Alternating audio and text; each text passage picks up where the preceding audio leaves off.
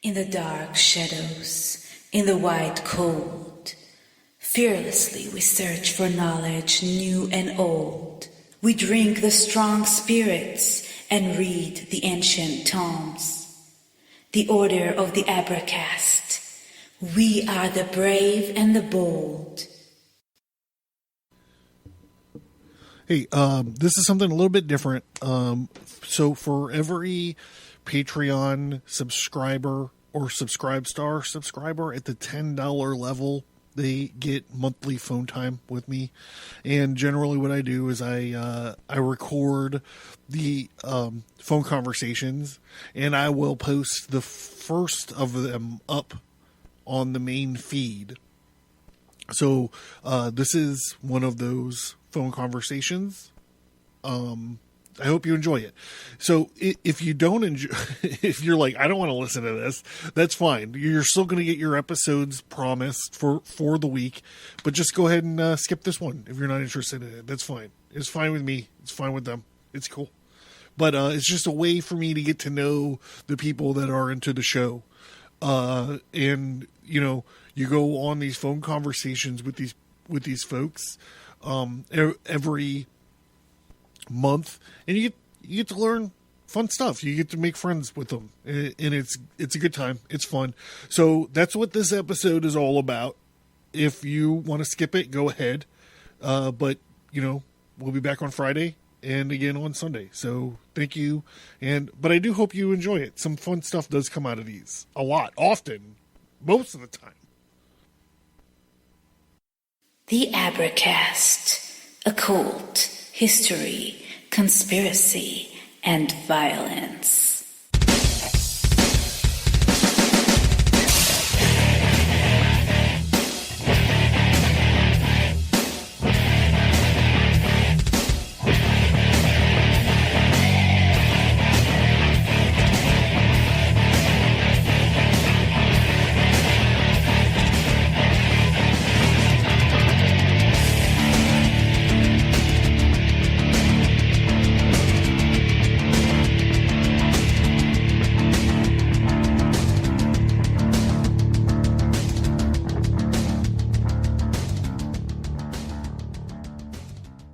Do you mind if I record?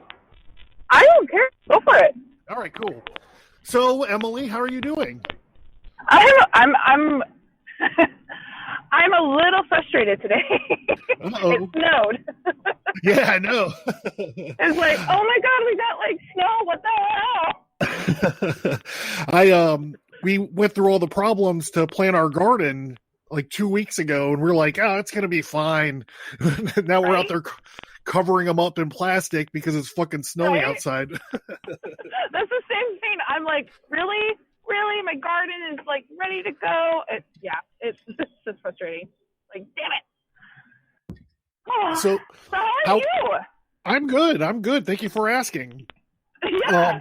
The governor is kind of loosening up my county as of tomorrow, I think. So I'm pretty happy about that. Nice. We have one more week. Yeah. How you been holding up? I've been okay. I got deemed an essential worker. The company I work for actually ended up making face masks. Okay, So, that's cool. I've been okay. I have an 8-year-old daughter and a 35-year-old man-child husband. And so she's been doing long distance learning, and he's been trying to figure it out. So it's been kind of crazy. If anything, I've actually felt like time's flown faster now for me. Yeah. Because of all this, but I don't know. I was homeschooled, so the long distance learning is kind of like a no-brainer. Oh, that's cool. That's interesting. You were homeschooled, so this is just kind of like, yeah, it's just kind of like same old, no big deal for me. Yeah, it's like, this is easy. Yeah, so my wife was working from home, so she's barely been outside for like 2.5 months now. Oh, bless her heart. Yeah, so that's been interesting. And then my full-time gig, I've been able to go to the office for a few days a week, and then working from home the other couple days. So everything's been almost normal. I mean, we're homebodies anyways, but like when you're told you can't do it, you know, it's like, oh, fuck you, you know. Right. total introverts. It's like, home is good. I like home. But then they tell us we can't go anywhere. It was like, oh, fuck you. No, we can't. Right. Yeah, we can. Now, there's a Constitution of the United States. Right. So, yeah, man. So, well, I'm glad. It sounds like you're doing really well. So that's good. Yeah, I think so. Thanks. Yeah, my wife, she's also bipolar. So we had like a pretty massive meltdown here 2 weeks ago. But besides that, we've been doing real good. So That's good. Yeah. My mom is manic depressive, and she also, like, 3 years ago, she got septic poisoning. I don't know if you know what that is, but it's terrible. It's awful. It's one of the worst things. And I was actually, like, at the hospital. My mom and dad were in the middle of a divorce. They actually weren't legally divorced at that time. And she was in the middle of that, so I became, like, her power of attorney, like. Right. So 3 years ago, I'm making, like, life end choices for her because they told me she's brain dead. She's not going to come out of it. Well, she did. And she has, like, full cognitive, except for her memory. She has, like, horse shit, short-term memory. It's terrible. And there are some life events that she doesn't remember exactly happening the way that it did. But, you know, we're 3 years down the road. We're better. But she has such a compromised immune system from that. And she's a bit of a hypochondriac, and she has PTSD from it.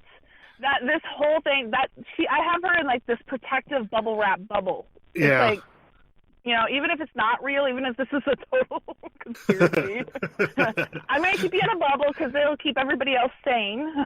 Right. Yeah, I'm really worried about the mental health aspect of this, and, like, what's going to happen to the kids that this is going to be normal for them now. Like, right. You know, it's going to be like, hey, what were you doing, you know, during the spring of COVID-19 pandemic? You know, it's like, it's going to be like the JFK assassination for these kids. Yes, totally. I mean, well, okay, so, like, the other day, and this has been a couple of weeks ago, I came home, and, you know, it's getting spring up here, you know, northern Minnesota, you know, spring comes really weird, and it had been a beautiful day, and pollen was everywhere, and I came home and I was sneezing. And my daughter looked at my husband, and I went into the bathroom to get a tissue, and my daughter looks at my husband and says, "We got to leave Mom. She's got COVID-19. So ditch Mom." And I'm like, the little shit, really? But, I mean, even her little brain is like, oh, shoot, somebody sneezed, and they've got COVID-19. And it's like, oh, honey, no. Slow down. Yeah. Yeah, like, you know, you watch, like, a movie, and, like, people are, like, hugging, and like, there's something in the back of your mind that's like, wait, what are you doing? You know? Right? Yeah. So it's going to be interesting. It's going to be interesting unwinding from all this stuff, I think, you know? Yeah. It's just going to be, it's a different world already. It's weird. It's all I can say. It's just like, you know, if I meet someone new, am I supposed to give them a handshake now? Or, like, do we, like, tap each other's boot? Or, like, what? I mean, what do we do? Like,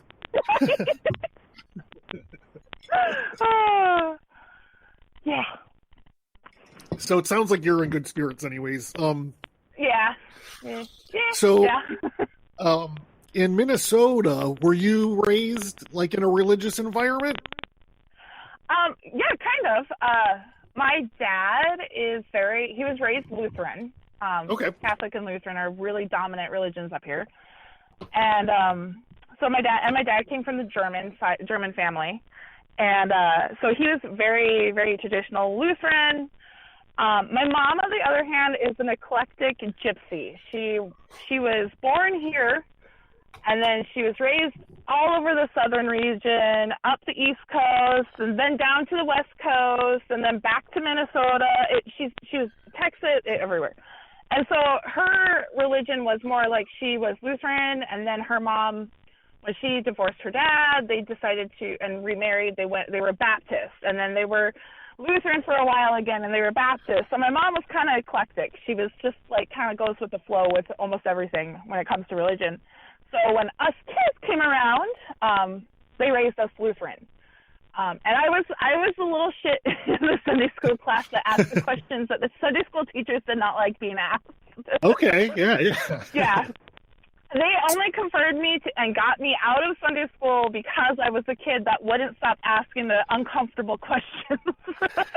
Yeah, that's interesting. So is that why you like the show?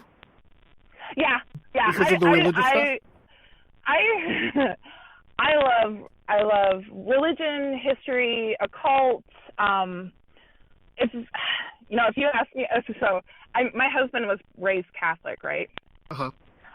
But he's a black Catholic, we would call, black sheep Catholic, because he's like totally anti-religion, anti-everything. But his family is strong Catholic, very, very strongly Catholic.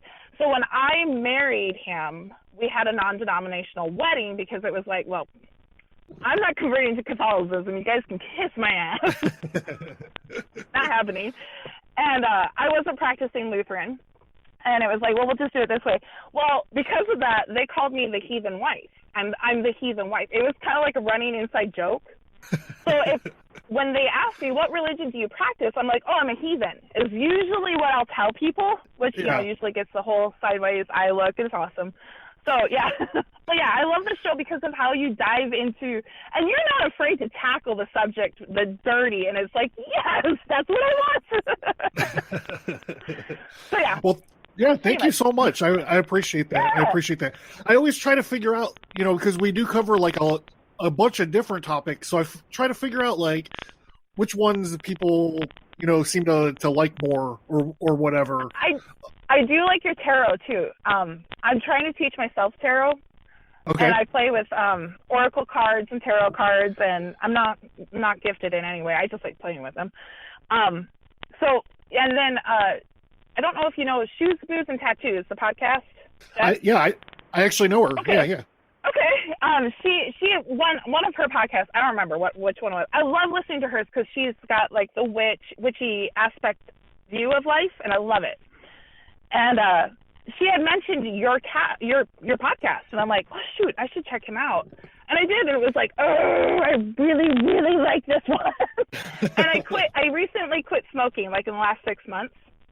Okay. And I told myself that when I was for sure that I knew I had quit smoking and I wasn't going to relapse like, times before, that the money I would have spent towards cigarettes would be like a treat to myself, like whatever I wanted to.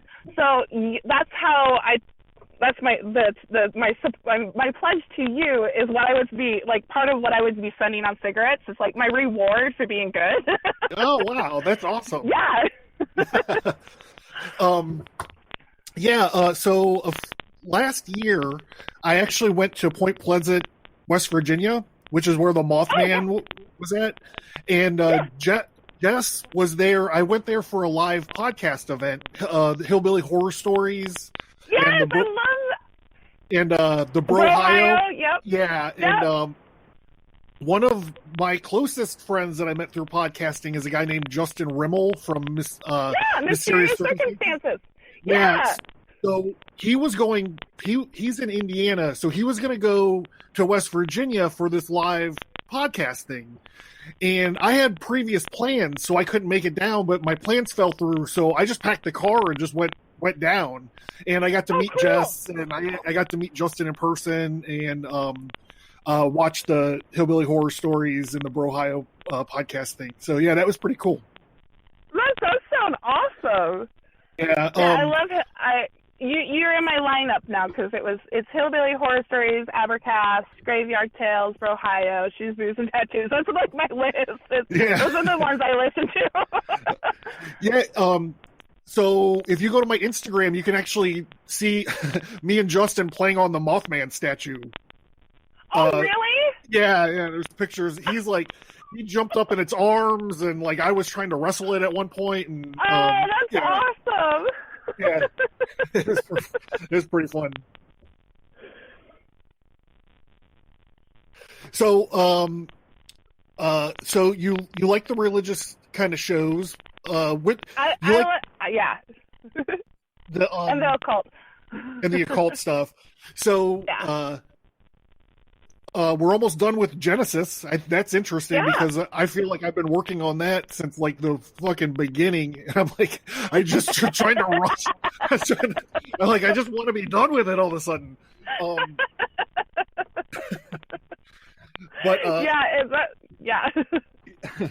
But so like, could you name like some of the Genesis ones that you really like the Tower of Babel stuff, or like the Cain and Abel ones jump out at me.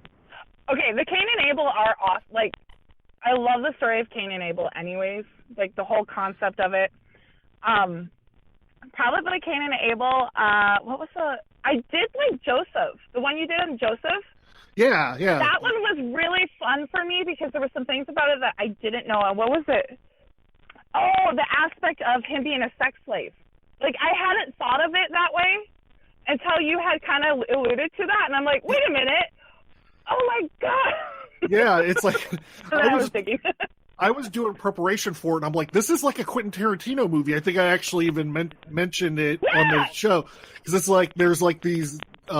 there's these weird time jumps where, like it jumps forward in this guy's family lineage a couple generations to like explain stuff. I thought it was pretty interesting. Yes, I was really fascinated with the Joseph one. I was like, ooh, this is good. Yeah, I was like looking at it, and I'm like, how am I gonna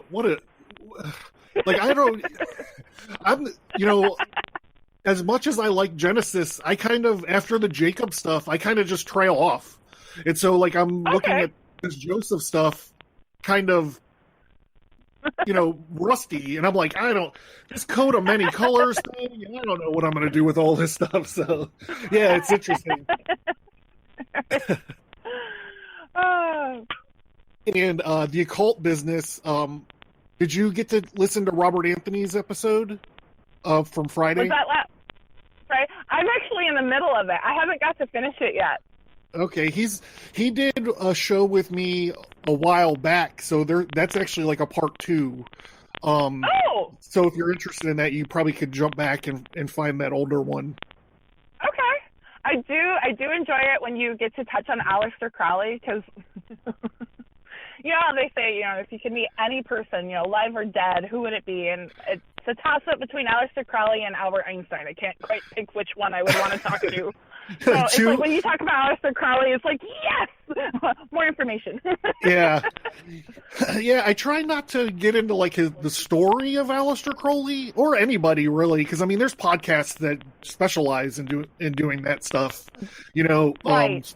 So I just try to pay attention to like the work and not like the mythos.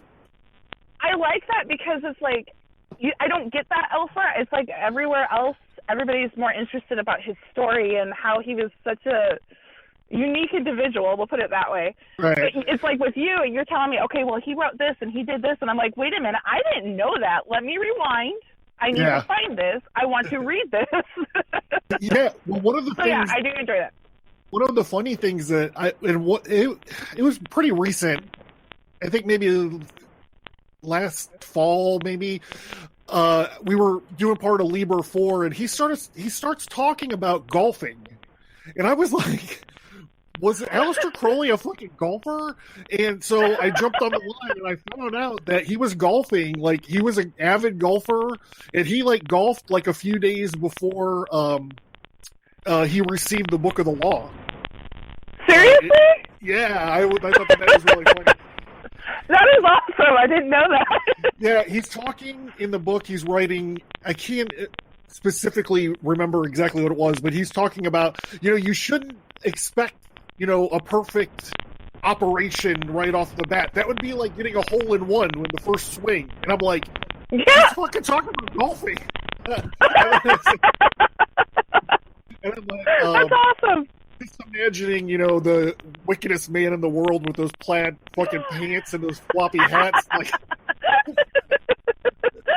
love it. I thought it was pretty funny. That is good. Because when people are like telling their Crowley stories, they're like, he, did a working at Loch Ness, and he did sex magic in the pyramids, but no one's out there going, he was a fucking golfer. Like, right. Yeah, I think that's another reason too with your podcast, because it's like you bring up not random. It's stuff that's like I want to know, but nobody else seems to dig up the fact that Chloe was a golfer. You know what I mean? Like you find those interesting tidbits of information. It's like, ooh, yes. Yeah, well, it's interesting because, like, especially now, there's a lot of podcasts that kind of do what we do. So like I always try to find like a different way into it. Like a different angle of it. Like your own. Yeah. Yeah. So sometimes sometimes it gets difficult. Sometimes I decide not to do topics because I can't find, a way to do it. I could see that. Yeah. I could see that for sure. Like I almost didn't do the Salem witch trials when I was doing the American Sermon. I was like, everyone's done the Salem witch trials to death. But then I found this new way to do it, basing it all around the Malleus Maleficarium. And I thought it was a super interesting way, because that, in a way, that book is what started the Salem witch trials, even though it was Catholic and all the witch trial stuff was all Protestantism. Right. Yeah. So sometimes it's difficult to find, sometimes it's difficult to find it. I could totally see that. So have you checked out, or what are your feelings on the spiritual warfare episodes? I'm dabbling in them. I need to actually those are the ones that I need to spend more time with, focus on what's going on. But they are fascinating. What I have heard, what I have listened to are absolutely fascinating. I'm like, they're good. They're good.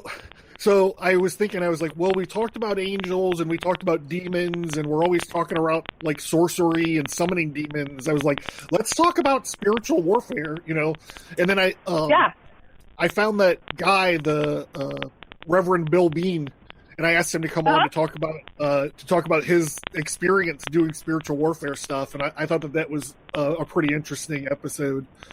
I like that. Yeah. Cool. Go ahead. I'm sorry. Your Easter sermon.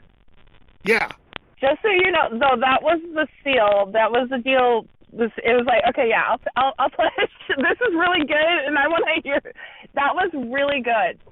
By the way, it's interesting because I got like 3 brand new Patreon supporters like the day after that dropped. So I was like, maybe really? I was like, maybe I really need to look at the sermon business. And I got like such. Go ahead. I'm sorry. No, it was really. I actually went to my mother, bless her. I'm like, listen to this, and that's a whole another subject for another day. Because bless her, because of her eclectic past, she's a very wandering little fish, and she doesn't know where she's going necessarily in the spiritual world, let's say, and so I had to be extremely sensitive to her. But I did tell her, I'm like, I think you'd like the sermon. Maybe not the violence of the rest of the podcast, but I think you like the sermon, Mom. And she did. She enjoyed it. She thought it was really good, really well put together. Yeah, thank you. Like, I try to give credit to the guy who wrote where I started from, because I don't know anything about writing sermons, so I went and found one to kind of like base it off of. But and I've been thinking about like all this shadow work business and stuff for a while now, and I was like, oh well, this is an interesting way to do it. And then that moon card, is so clutch when you talk about that kind of stuff. I was like, I could jam that in there. There too. Yeah, so thank you for saying so. I appreciate it. I'm going to do a Pentecost. I'm going to do a Pentecost sermon this month. Awesome. Yeah.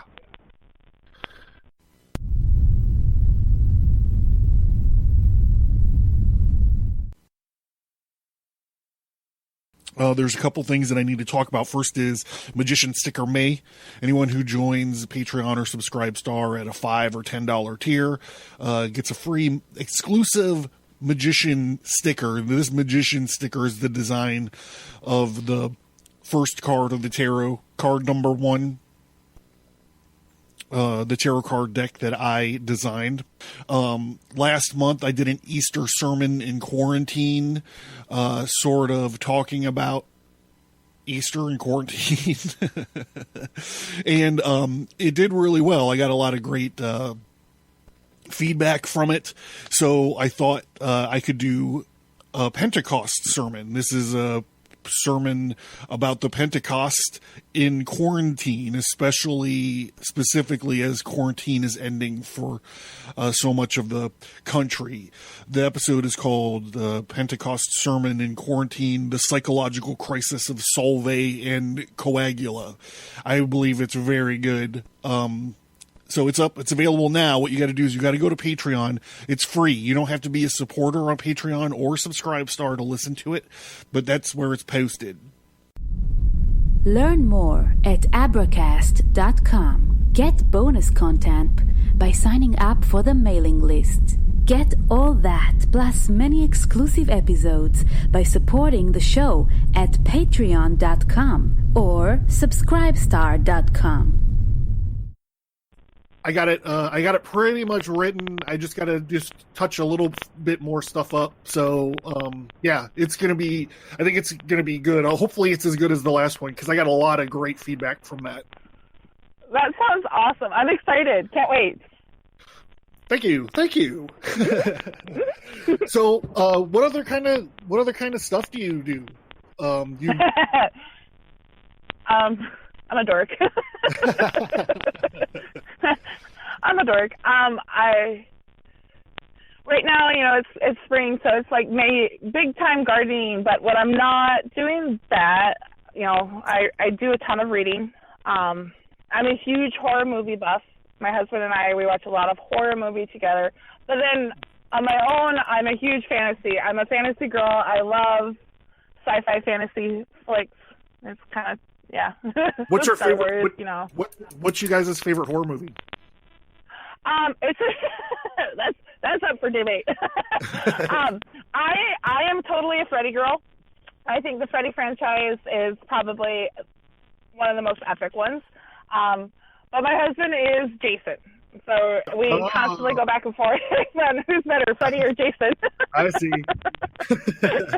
That's interesting. Then, have you seen is it As Above? Is that the one where they're in France? They're in Paris? Yes, the catacombs. Yeah. Yeah, I like that one because that was more of a mind. It wasn't actually horror, your guts out and right. I like that one. I like those. My husband's like, nope, it's all mind. He wants the blood and guts, so we usually have to find compromise. But I did like As Above, so I don't know. I don't know if I really could pick it other than if you're going strictly horror, it's Freddy. Definitely Freddy. Freddy. Yeah, I gotta side with your husband. I've always been a Jason guy.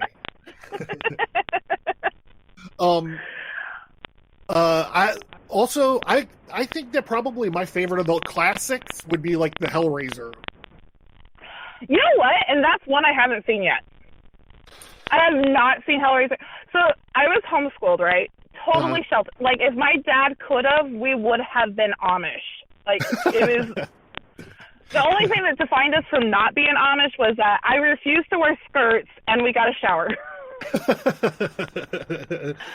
Yeah. And my poor mother was totally against it. She had nothing, but my dad, we had horses. We did our farm work with our horses. I mean, literally we were back in the Stone Age, it felt like. Yeah. And so, I don't think we had a TV in my house until my dad kind of realized that, his family was rebelling against him and they weren't along for this ride of Amishness. And, he got a TV. I think I was 15 when we had our first actual real TV where we could sit down and put a movie in. So, and then when we did, it was strictly Westerns or black and white. If it was made past 1972, we really didn't watch it. Wow. Until I became an adult on my own, and moved out of the house, and then it was like I couldn't get enough of anything. I was like, I was watching everything. So you were watching. There are some that I haven't watched. So you were watching Freddy and stuff far after they were finished making them. Oh yeah, I was probably like 25 when I watched my first Freddy movie. I grew up. Yeah, I grew up with those. I remember the first time I saw Johnny Depp get torn apart on the ceiling. Oh, that would have been epic. Oh no. My dad, like I said, he wanted to be Amish in the worst way. I swear to God, that's half the reason why my mom decided to divorce him. She was done. She wasn't going to do it no more. She's like, I need a TV in the house. Like, what? This is crazy. Well, yeah. Like, no, we don't take sponge beds, Dad. It's the 21st century. Yeah, so Hellraiser, you got to be careful though, because not all of them are good. If I were to recommend it, I'd be like, watch the first one and the second one, and just forget all the rest of them that exist. Okay, I can do that. Kind of like the Star Wars franchise. You skip the first. Well, what is it? The fourth? Yeah, okay. You watch episode 4, 5, and 6. Skip 1, watch 2 and 3, and it all makes sense, or something. Yeah, right. Have you watched it the machete style? I don't know. Maybe you're not a Star Wars fan, but machete style, if you are a Star Wars fan, is really, really good to watch. My relationship with Star Wars is very stressed right now, because one of my earliest memory was watching the original film in the theaters. Like, that's the first thing that I remember being alive. And it was like an integral part of me growing up. And I really hate the Disney movies. I fucking hate them. I hate every single one of them. It is so tough because, I mean, when I finally got to watch them, and I did watch, 4, 5, and 6, like, they were released. And then I watched 1, 2, and 3, and it was like, what is this shit? Yeah. This is not. What the hell? Yeah, it gets real bad. Do you spend a lot of time on YouTube? It depends. Like, there's months where I'll be, like, on YouTube nonstop, then I'll skip it. Like, right now, honestly, with everything going on with COVID-19, I'm, like, strictly listening to podcasts. Because everybody's all doom and gloom, and I'm done with that shit. If you want to spend an hour or so on the Star Wars prequel movies, find this review. It's by a guy named Mr. Plinkett. It's on Red Letter Media. He does the greatest dissection of the prequel movies. And it's worth watching. It's pretty. The guy's pretty funny. Okay, so you mentioned tarot cards. What decks do you have? Well, I have the traditional tarot, and then I have my favorite deck is the zombie tarot. I have a zombie tarot deck. Okay. And then I have right now, the one I'm working with right now is the Wildwood Enchanted, and that one's really more fun because it's really more about like pagan and the ancestors that the pagans used to rely on, and the gods and the goddesses that they used to call on. So that one's been a lot of fun to learn that. Let's see, I have another one. I can't remember what it's called. All I know is okay. So it's a really intense deck, and it's a deck like. And I know I sound crazy. Everybody thinks I'm crazy, but each deck gives off its own little vibe. Like, you can go up to it and it's like, oh, this is gonna be a really fun deck to learn and just play around with. Or then you go to another deck and it's like, whoa, this is a really serious fucking deck. We probably need to know a lot more than what. And there's this one deck I have. I don't even know where I got it. And the cards are circle. They're round. They're little discs. Yeah. And it's very feminine. The whole deck is centered more on feminine. Like even the very phallic cards, they have twisted into a very feminine way. Okay. So it's really centered around that. And that one's really heavy duty though. God, I can't remember what it's called though. it's something like goddess, like round sun goddess deck or round goddess deck, something like that. Okay. But that's my, like, when I'm actually really good at doing this and I feel confident, that I'll use that deck then, because the vibes it sends off are intense. Yeah. And then I use the Herbery Oracle decks and the Beastry Oracle decks by Maya Toll. Do you use them with? Do you use them with the tarot card spread? Like, do you incorporate them? Or? Okay. I will. So there's a lady. She lives in Florida now, but she used to be up here, and she was kind of like my guide into the tarot world, into the other world, we'll say. And she occasionally would use an oracle card to help explain the spread or define the spread a little bit more of her tarot cards. And I had never heard of anybody doing that before. And most of my friends don't play tarot. Actually, I don't think any of my friends play tarot, so I don't know if anybody else does. But I will, because she taught me to. She taught me that it's okay to mix the two together if you want. Yeah. So yeah, I will. That's interesting. I had a guy named Nightshade. He does a podcast called Flatline to Baseline on. Yeah. And he talked about intertwining an oracle deck with tarot cards, and I thought that was super interesting. Now, have you ever heard of the Magics and Mediums podcast? No, I don't think so. She's really good with tarot cards, and she has her own oracle deck. And she, really? I had her on, and she was telling me about oracle decks too, because I didn't really know much about them. So you might want to check out her podcast as well, I guess, since you're in the podcast mode. Yeah. You might listen to. I will definitely do that. Yeah, and so that's interesting, because I was like, I knew there were oracle decks out there, but I never heard of people using them as like a secondary kind of thing for their tarot card spreads and stuff. I thought it was cool. It is cool, but I just don't know of that many people doing it, other than this one lady that, like I said, and it wasn't every time she does a spread. It was when she would get a spread that she just couldn't quite put her finger on, and then she would go get her oracle cards, and it was always fun watching her work. But yeah, she did it, and now I do occasionally if I need an extra layer. Yeah.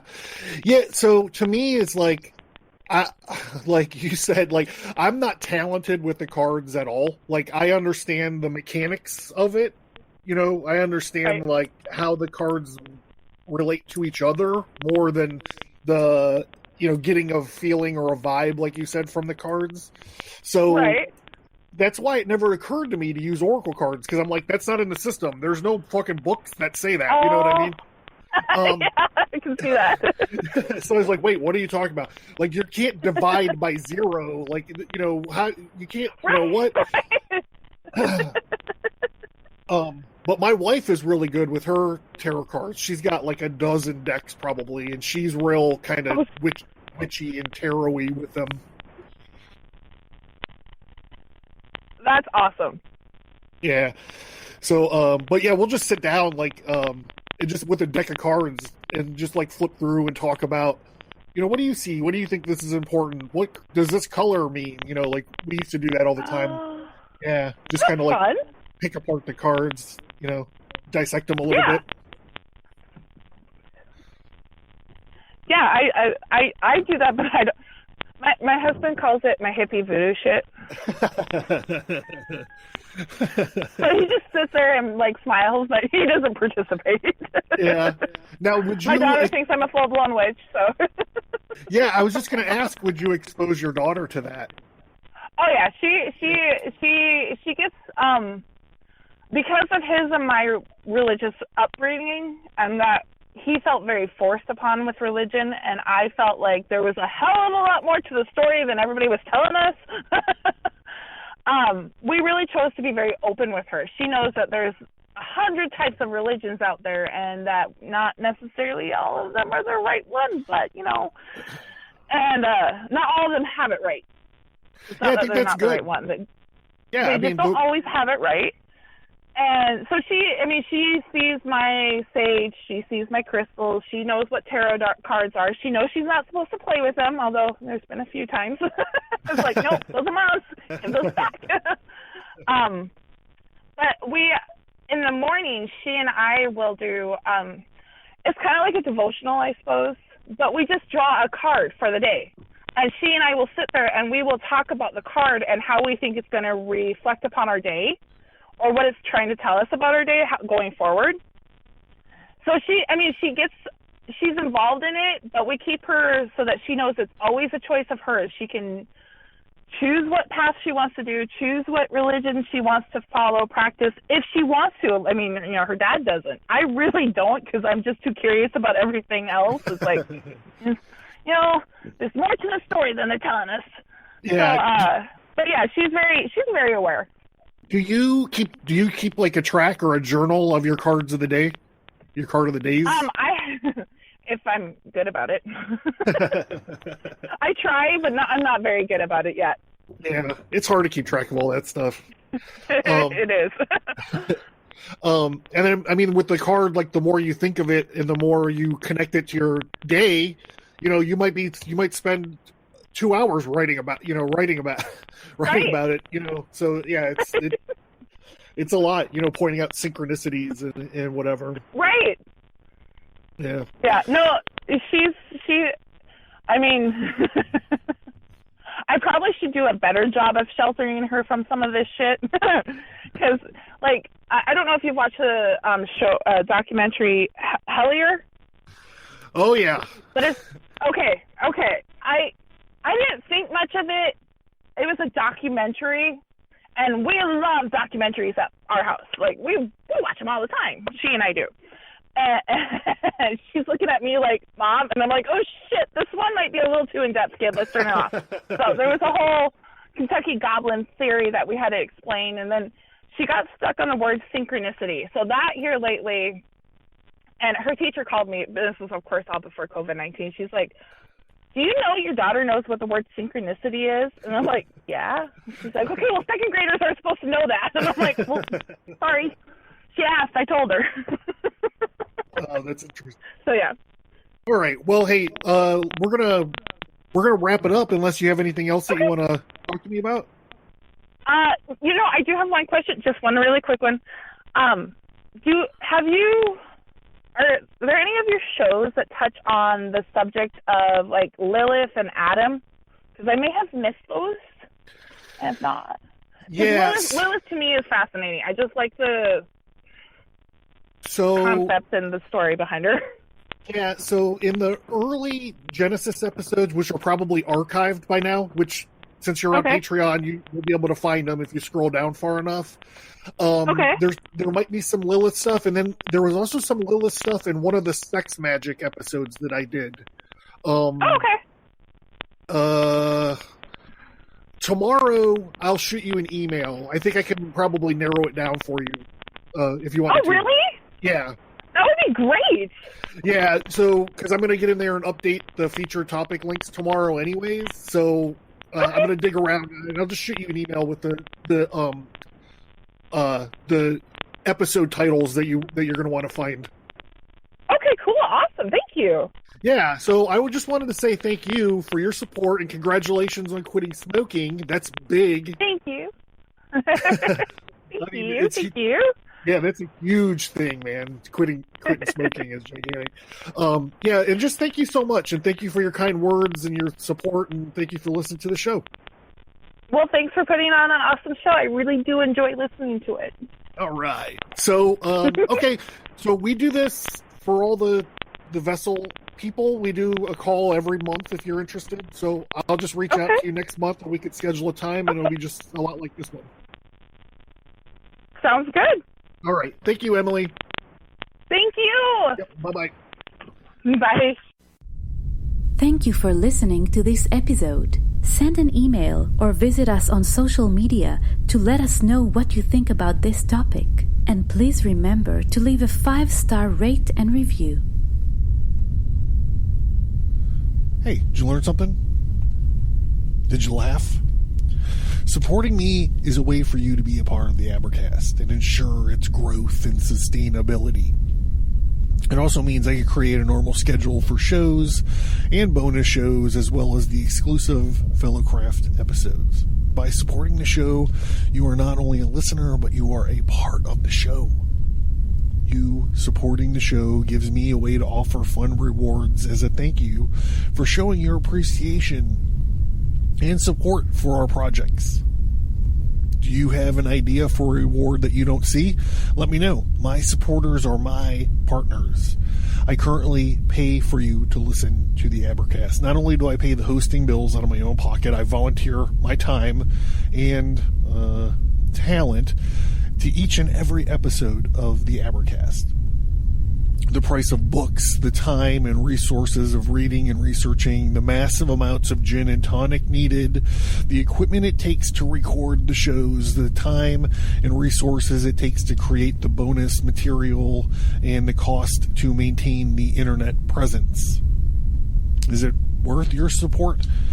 I don't know. I am proud of the Advercast, and I feel like I'm improving all the time. In addition to creating the show that you dig and that you are excited about, I also have a full-time commitment and other obligations. So why financial support? All of the supporters help me focus my time on the quality and development of the podcast. And what if you can't afford, $1 or $3 or $10 or whatever a month? Believe me, I get that. There are many degrees of support, but if you can't support the show financially, please consider leaving a 5-star rate and review on your preferred podcast app. And don't forget that you can sign into the mailing list and still unlock a lot of bonus content. Thank you. I cannot put into words how much it means to me that you listen to the show each time I post a new episode. Your feedback, support, and love of the stories that we talk about here is what keeps me going.